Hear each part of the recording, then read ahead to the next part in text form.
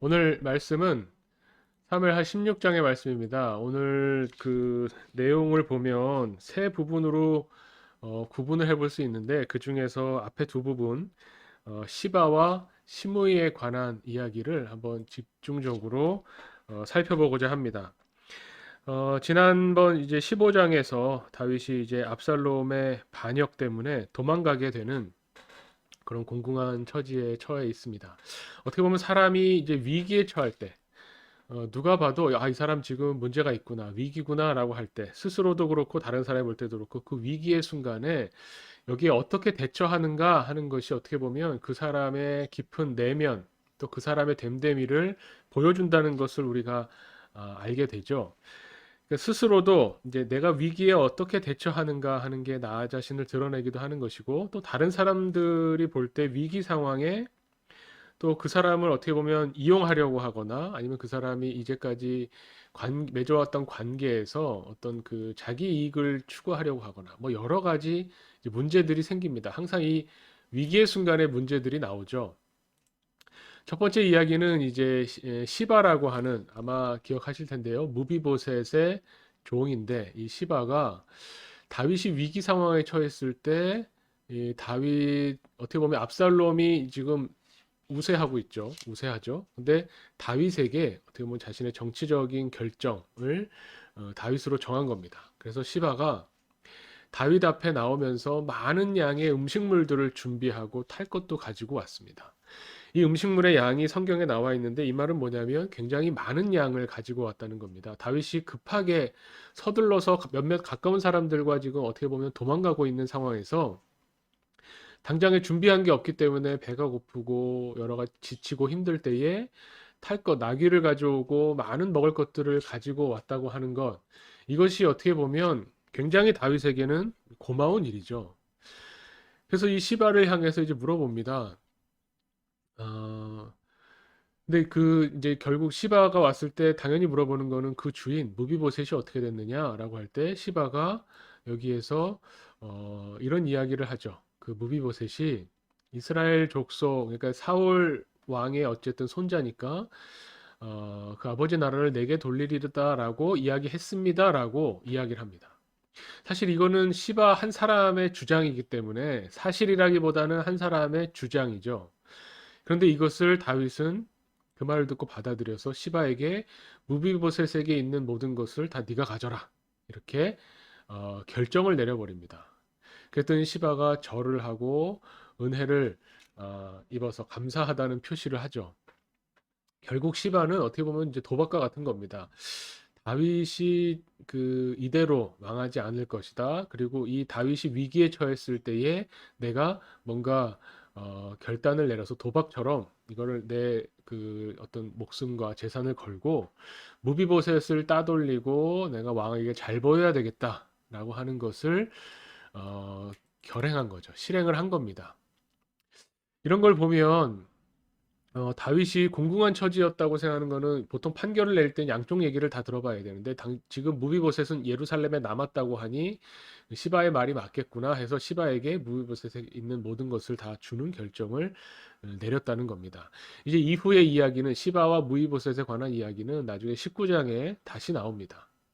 그때 가서 시바 이야기는 더 자세히 다루기로 하고, 여기서 중요한 것은 다윗이 어떻게 보면은 이런 위기 상황에 처해서 다윗이 어떻게 될까? 다윗이 어떻게 될까? 여기에 대해서 관심을 갖기보다는 이 과정 중에서 이 위기에 처하고 위기에서 드러나는 다윗의 모습과 이 위기에 처한 다윗에게 나와서 다른 사람들이 다윗과 어떻게 이야기를 나누는지, 그러니까 위기에 처한 다윗을 어떻게 대하는지, 이 과정을 통해서 어떻게 보면 우리가 하나님의 뜻이 무엇인가, 또 하나님을 믿는다고 하는 이 믿음이 무엇인가를 살펴보게 됩니다. 시바에게는 너무 공공할 때에 어떻게 보면 꼭 필요한 어떤 것들을 가지고 와서 앞뒤 생각할 것도 없이 그냥 잘해줬다라고 보는 게 이제 시바와의 어떤 이야기고요. 그 다음번에 보면 시므이라는 사람이 나옵니다. 이 시므이라는 사람은 베냐민 지파인데 아마 영향력 있는 사람이었던 것 같습니다. 이 사람이 다윗을 저주합니다. 뭐라고 하냐면 피 흘린 자여 사악한 자여 가거라 가거라 이렇게 저주를 하죠. 그러니까 시므이는 결국 그 사울 왕가가 이제 망하고 나서 다윗이 왕이 됐는데, 그때 이제 다윗이 어쨌든 사울 왕가가 아닌 다윗이 왕이 되었다고 하는 것 때문에 불만을 가지고 있었던 것 같습니다. 그래서 다윗이 이 자기 아들 압살롬에 의해서 반역당해서 도망간다고 하니 굳이 일부러 찾아와서 다윗에게 저주를 하는 겁니다. 여기에 대해서 이제 다윗왕 옆에 있던 아비새가, 이 죽은 개 같은 사람이 어찌 내 왕을 저주합니까? 내가 가서 그 사람을 죽이겠습니다라고 할 때에, 이때 이제 다윗이 이 저주를 듣고, 어떻게 보면 이 다른 사람, 그동안에는 숨죽이고 자기 왕의 권위 아래 무릎 꿇던 사람이 내가 이제 위기에 처하니 나와서 나한테 저주하는 이 저주를 듣고 다윗이 어떤 반응을 보였을까 보면 10절에 이렇게 이야기합니다. 여호와께서 그에게 다윗을 저주하라 하심이니 내가 어찌 그리하였느냐 할 자가 누구겠느냐, 이렇게 표현한다는 겁니다. 그러니까 이 시므이가 나와서 나에게 저주하는 것은 저 시므이라는 저 사람이 제대로 된 사람이 아니어서 저런다기보다는 하나님이 역사하신 것이다, 이렇게. 지금 자신이 당하고 있는 이 위기, 자신이 당하고 있는 이 고난과 고통을 하나님이 주신 것으로 받아들이는 모습을 보여줍니다. 그래서 다른 사람이 이 위기 상황에 나에게 저주를 할 때조차도 이것을 하나님의 뜻인가, 하나님이 나에게 들려주시는 말씀인가. 그런데 하나님이 이 사람을 통해서 뭐 저주한다고 해서 내가 정말 죽고 망하기를 바라는가? 그렇지 않다는 거죠. 이것이 어떻게 보면 여기서 다윗의 믿음이 드러납니다. 다윗이 마음이 넉넉하고 대단한 인격자여서 자기를 저주하는 이 시므이를 용서해 준다, 이런 의미가 아니라 하나님께서 그를 통해서, 시므이를 통해서 다윗을 저주하라고 하신 것을 볼 때 하나님이 나에게 뭔가 깨우치라고 하시는 것이다, 나를 건져 주시기 위한 하나님의 어떤 그 신호다, 이렇게 받아들이는 겁니다. 이건 인격과는 상관이 없죠. 이것은 다윗의 믿음에 관한 이야기입니다.